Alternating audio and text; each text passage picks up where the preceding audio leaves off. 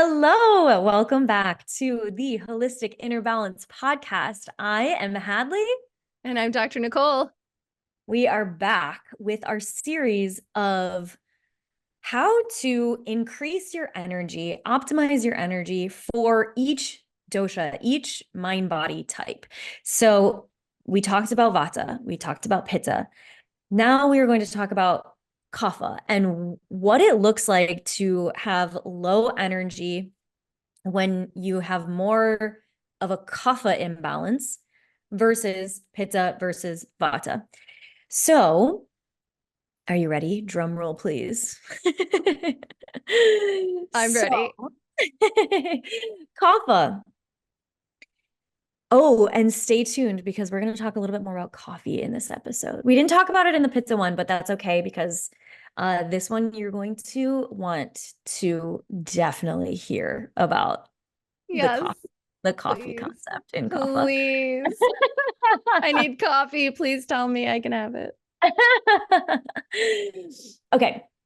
So, Kapha, when Kapha type is feeling low energy, when you have a Kapha imbalance, so it doesn't matter what constitution you necessarily have, it's just what's out of balance. If you have a Kapha imbalance, you are going to experience more of a state of lethargy.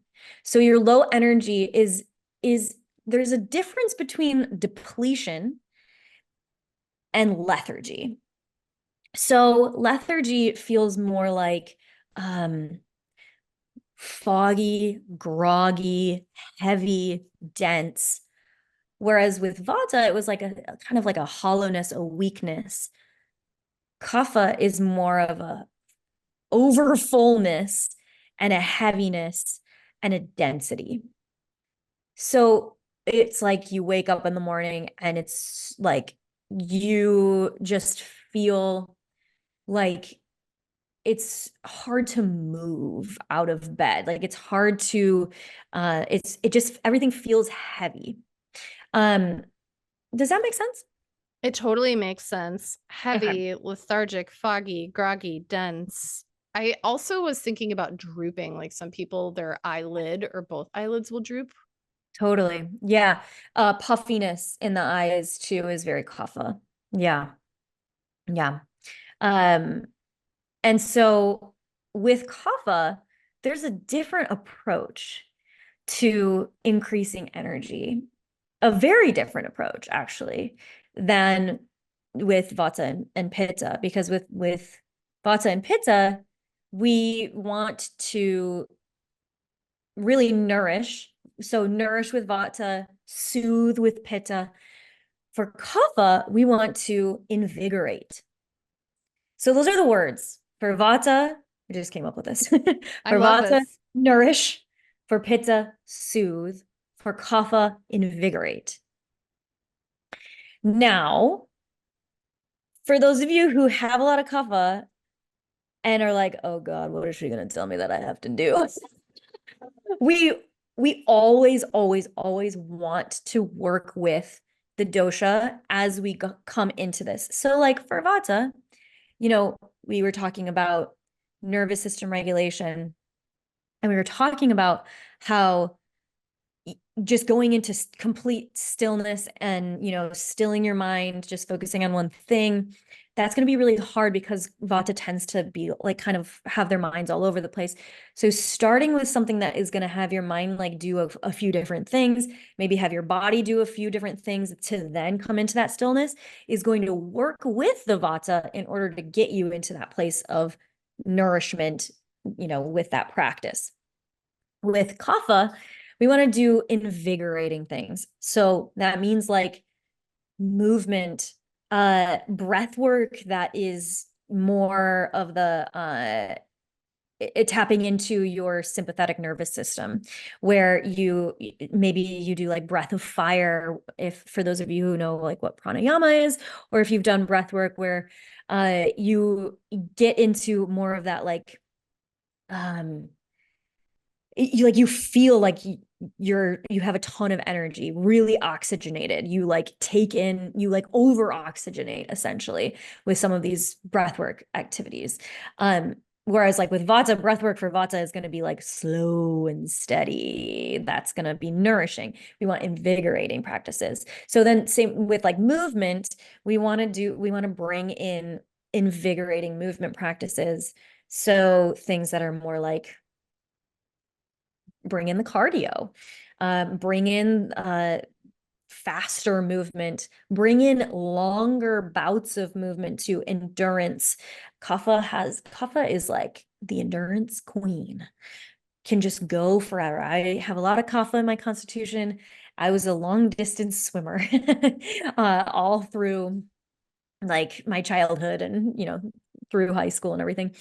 And so we can harness that part of kapha. Now, if you're a kapha or if you have, a kapha imbalance and you're like, you're feeling this lethargy and stuff, you're probably like, I hate Hadlee now. I don't want to do Aw. any of that stuff. I want to be the Vata one that gets to just like rest and do all the nourishing stuff. So I get it because I was like that too. Like I was literally like, seriously, that's what I have to do. Because I had a kapha imbalance for like years of my life, like most of my childhood. I had a kapha imbalance, pitta too, but a big kapha imbalance. And I didn't want to do all that stuff. So what I would say to that is you really want to take small steps toward that. So like, if you're going to do a workout class or actually what I would have you do if you really don't want to move in the morning or whenever is I would have you just all you got to do is get on your yoga mat or get to the gym. Your goal, that's your only goal. And then do whatever it is that you want to do and then go back. And like do as much or as little as you want to do. Your goal is just to get there.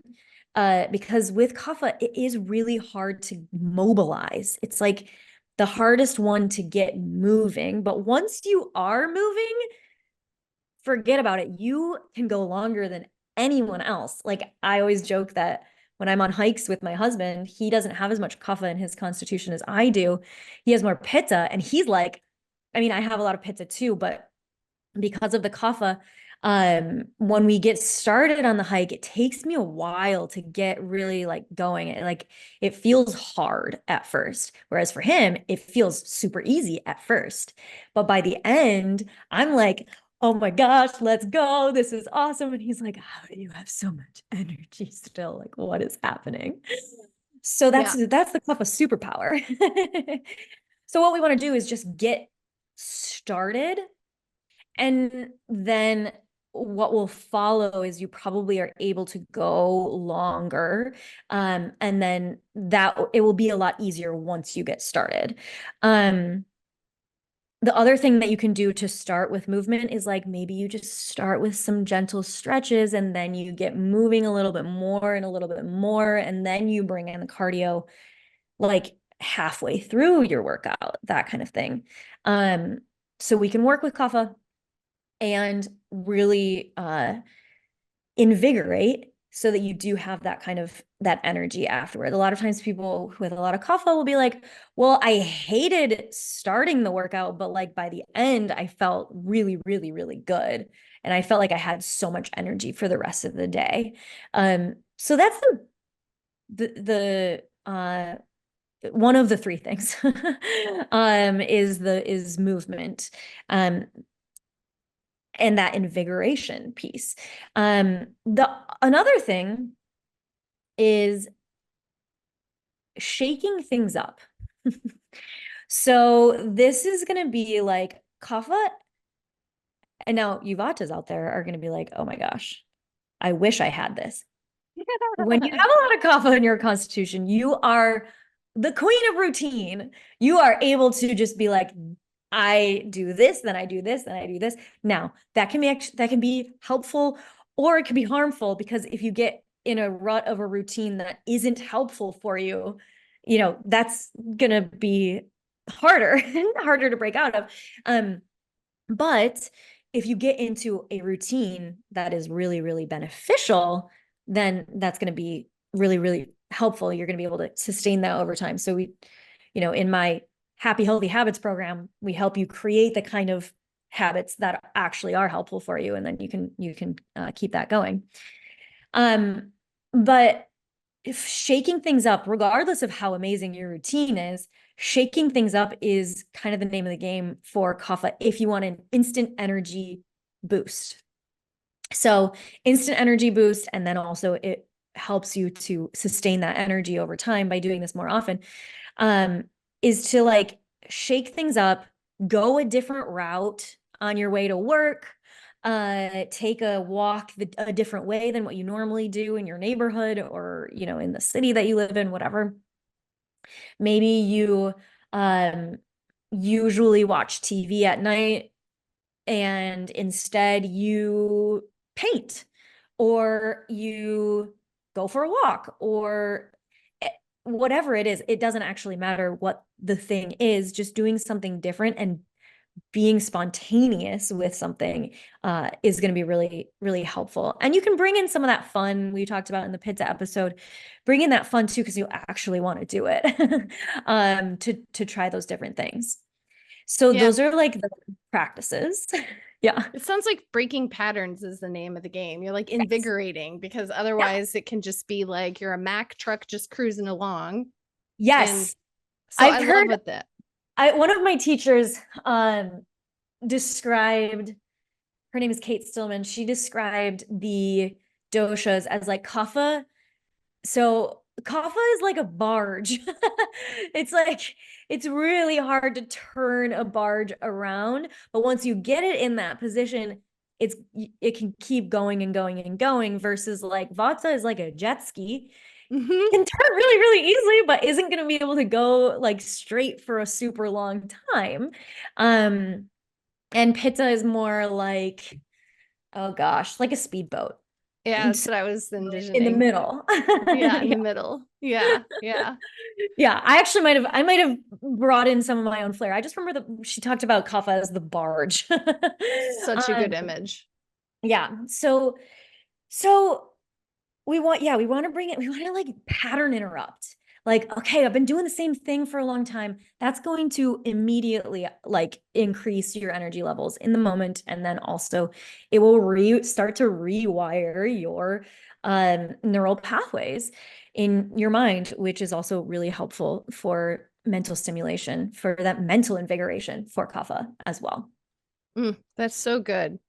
So, a couple of different things that they can do in the morning, maybe with kapha, because it sounds like a big thing is like how you begin. Because, like, Yeah. once you start, then Yes. oftentimes that barge will just go. And so, what I'm hearing is like when your alarm goes off, is like make yourself get up, is Mm. don't lay there. And so, Mhm. maybe what we could do is create a morning routine for our kapha Yes, listeners who are exhausted. And I imagine the exhaustion is really prominent in the morning when you wake up. So exactly. you get up, you turn off your alarm, you go, and then what would you suggest next? Okay, so I also have a video on YouTube that is my Ayurvedic morning routine, so definitely check that out. We can put it in the show notes. But what I would say, so this is something that I do with my clients all the time. I would say when your alarm goes off, we're not going to do the snoozing of the alarm anymore. Um, You might even find that the more you do this, the more you might be able to wake up without an alarm. I know. Mhm. I actually rarely use an alarm when I wake up between 6:30 and 7 pretty much every day. Or you can set your alarm like a little bit later and you wake up a little bit earlier than your alarm, which is nice. But anyway, so um kapha, you wake up with your alarm. Now, we want to work with the kapha. So instead of just being like, I'm going to force myself to get up and immediately go and do an invigorating exercise, I would not suggest that because you will not do it. You'll just be like, screw this. I'm just not going to do it. So what I would suggest is, and I've had my clients do this before, like have a pillow in your bedroom or maybe out in your living room. I have like meditation cushions, or what I do personally is I lie on my foam roller on my back and do a meditation when I first wake up. So you're getting yourself out of bed, but you're going and you're sitting or lying down somewhere else. So your mind can be like, okay, I can get out of bed to go do that. That feels like something I can do. So you go and you do that. I would recommend a meditation, I'd actually recommend a guided meditation for kaphas because you need a little bit of stimulation instead of just a silent one.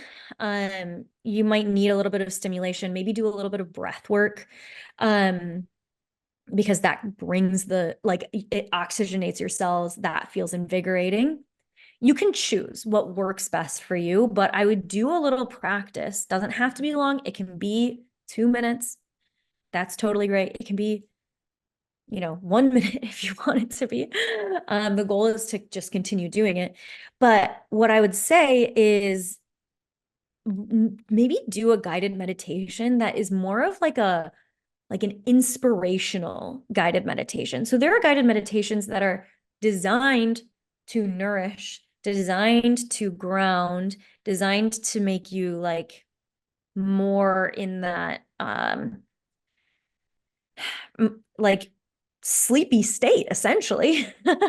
And what we want for kapha is we want it to be more of like an inspiring meditation and an inspiring whether it's like affirmations, or you can just look up on YouTube inspiring meditation. There are tons and tons, and usually they have like some uh not intense, but like inspiring music in the background that's like dun, dun, dun, dun, like you're getting ready for your day, it's gonna be amazing, that kind of thing. So that's the kind of thing that I would suggest for kapha to give you a little motivating boost there. I love And then I that. would do a little bit of movement. Yeah. So you can start with I start with like a meditation, and then I go downstairs I have a gym in my apartment building. And I just go down there and throw weights around because that's what I like to do. And that's really helpful for kapha. But yeah, you can start with a little bit of stretching, ease your way in and do that. It can be just on your living room floor too. It doesn't have to be at the gym. That's going to be you're going to set yourself up so that the rest of the day you have that momentum of I took care of myself this morning, I invigorated myself this morning. So you're going to be set up for the rest of the day to be much more likely to feel that invigoration the rest of the day. That's so good. And I know that helps me too. Like when I work out, it's always better in the morning. And then also we're going with the rhythm of our cortisol production with our body. Is your Yes. cortisol should spike in the morning and then go down throughout the day. And so if Mhm. you kind of lean into your body's ideal natural rhythms, it can help correct the body's rhythms, but it could also help you have more of an effective experience. Well, and if you think about like our like ancestrally how we have evolved as humans, we woke up in the morning and we did manual labor to set ourselves up to be taken care of. Like immediately, if we're thinking agriculturally, we went and milked the cows and like plowed the fields and did all the things that we had to do in the morning, especially before the sun got too hot. And then, we kind of tapered off movement throughout the rest of the day. And this is in Ayurveda, there's like a dosha clock too. I mean, we don't have to get into all of that, but like, yeah, the best time of day for movement is in the morning. That's so good. So Yeah. before we finish up here, can you give us just a couple of nutrition hacks that a kapha Yeah. person might keep in mind? So we want to think light and also invigorating. So stimulating.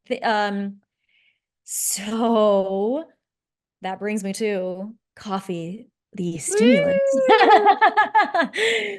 So, of all of the doshas, Kapha is going to be able to handle coffee the most. So, yay, Kaphas, you maybe like me more now. After I told you all of the things that you have to like move your body more, you Yes. might be like, okay, I can get behind that. I can do the coffee thing. Cherry pick. Like, Yeah. okay, I'm not going to exercise, but I'll have my cup of joe. Okay, I would not recommend that. Oh, I But tried. You got to try. Can't win if you don't play. and also, like, I don't want to say this and then have people be like, I have a lot of coffee in my constitution, so I'm just going to drink all of the coffee. I used to think that I had a kapha body type or a kapha constitution because I had such a kapha imbalance. But whenever I would like go too hard on the kapha stuff, I would get a pitta imbalance. And I also actually have more pitta in my constitution than kapha. I just didn't know that at the time. So I'm gonna say like this is not like the free for all of like now I'm gonna drink 4 cups of coffee a day or 8 cups of coffee a day. We still like drinking 1 cup of coffee a day is more what I'm talking about. Or and when I say 1 cup, I don't mean like a massive 20-ounce mug. Like this guy. Have you seen? It's like the Yeah. biggest mug ever. But Right. it has tulsi turmeric ginger tea, so I'm being good That's great. after all the coffee from this morning. So that is actually great for kapha. You said tulsi, turmeric, Yes. ginger. Yes. You have a good memory. Yes. Tulsi, turmeric, ginger. Yes. Okay. So tulsi is amazing for kapha. Ginger is amazing for kapha. Turmeric is tridoshic. So we love it. That Yes. is stimulating, heating, invigorating. So we love, love, love. That's awesome. Then the other things that I would say, we want to bring in that lightness, we want to bring in the qualities of, so if we think about lightness, we think about like plants that are light. What comes to mind? Flowers. Yes, flowers. What else? Aerial, I mean, the aerial part of the plant is light, like the part that's like above the ground versus the root in the tuber that's more the vata below the ground. Yes, Yeah. yes, So yes. flowers, So leaves, yeah, and even stalks are above the ground stalks. too. Yeah, they're a Mm-hmm. little bit more dense than the other than like leaves and stuff. But yeah, all of the stuff above the ground. So when we think about plant parts, that's going to be really helpful. Um, roots are more for the nourishing, vata grounding. Kapha is more of the lightness, invigorating. Um, so like leafy greens are going to be wonderful. Even things like celery are like, they're a stalk. They're above the ground as well. Um, uh, beans, even like green beans, Green. peas, those kinds of things. Those are all in the air. They're hanging off the plant. So that's like a really great rule of thumb is like, okay, which plants are like which fruits and vegetables are like hanging in the air. Mm-hmm. That's going to be really, really helpful. And like, are they light? Like you can just like put them in your hand and like, okay, this is light. This is not heavy, right? Those are all going to be really, really beneficial things for kapha. And then lethargy, like when we have a lot of lethargy and heaviness, we might have been eating things that are more dense, heavy, and causing like water retention and inflammation and that kind of thing. Um, so that's going to be, fried foods, desserts, that kind of stuff. You know. Yeah. I don't really have to tell you. Um, again, not to say that you can never eat that stuff because we're not into deprivation here. And when we're thinking about, we want to come to this from a place of like, I want to feel good. So what do I want to do for myself to help me feel good rather than like shoulds and like Hadlee said I need to do this. Um, so the other thing that is going to be like thinking about like herbs and spices, invigorating things are going to be like spices that are heating, right? When we when we heat things up, right? Like if you were to boil water on the stove, you see like the bubbles start getting more and more invigorated, right? So we can kind of think of that as that's how kapha is water and earth. So like you're putting it on the stove, you're heating it up, and you start to bubble. Your water just you start to bubble up and feel more of that invigoration. So um heating heating spices are like, chilies and cayenne and different things like that. Now, if you have a lot of pizza, you're not going to want to do those things. But if you have both kapha and pizza, you could bring in cumin, coriander, fennel. All of those things are tridoshic. So those are going to be wonderful. Bringing in more spices. A lot of times, people who have a lot of kapha in their constitution might be eating foods they're just like putting salt and pepper on them. Um, and so cooking with more spices is actually going to be really, really beneficial for kapha. Pretty much every single spice is kapha balancing. I'm trying to think of any that are not, and I can't in the moment think of any that are not. Yeah, that's amazing.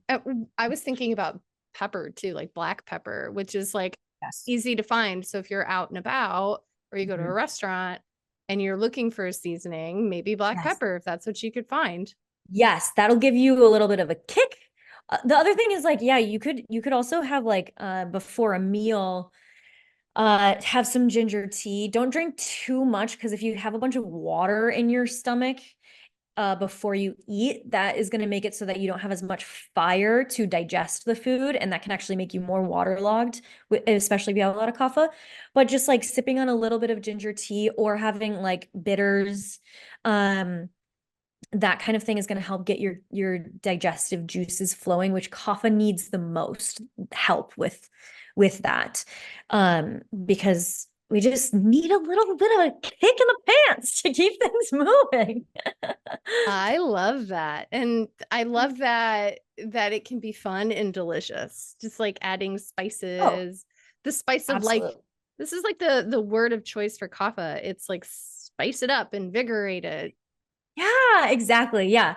So like, and so instead of looking at it as like, I have to do all of this movement stuff now, or like, oh, I have to do like literally, it's like you're the one that gets to have like the most like, you know, yeah, like spicing things up, the most like creative, like how can you get as creative as possible with like how many spices you're putting together, and you might actually become the like fun spontaneous person in your friend group when before maybe you were like just like routine doing the same thing all the time. Yeah, you may go from being the reliable friend to the reliable and spicy spontaneous friend.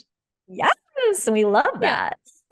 This is so fun. And I really love this series because fatigue isn't just fatigue, it's Yeah. different for everybody. And in this series, we got to look at the different ways that fatigue can show up and really get to the bottom of what might help you as a whole person go into balance so that you don't have the fatigue. And of course, this should be used in conjunction with just like good medicine. Like, are you fatigued because your thyroid is slow?